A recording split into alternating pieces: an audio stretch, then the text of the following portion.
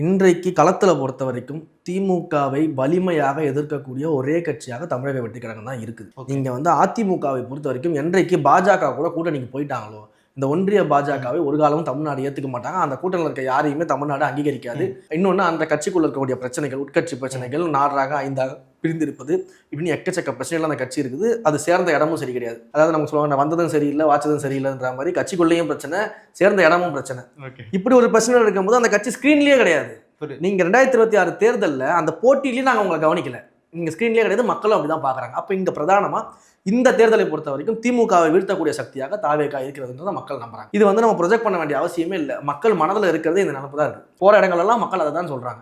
அது தெரிஞ்சதுனால தான் இன்றைக்கு திமுக பல்வேறு கூட்டணி கட்சிகளை இறக்கி விட்டு பேச வைக்கிறது, இது போன்ற மக்களுக்கு சார்ந்த தலைவர் கேள்வி எழுப்பும்போது அந்த கேள்விக்கெல்லாம் பதில் சொல்லாம, ஆதாரத்தோடு ப்ரூஃப் பண்ணாம, சின்ன சின்ன விஷயங்கள்லாம் பெரிதாக்கி அந்த டைவர்ஷன் டாக்டிக்ஸ் பண்றது, இந்த வேலைகள்லாம் பண்ணிக்கிட்டு இருக்குது. களத்துல தாவேகா தான் திமுகவை வீழ்த்த போகிற ஒரு சக்தியாக மக்கள் பார்த்துட்டு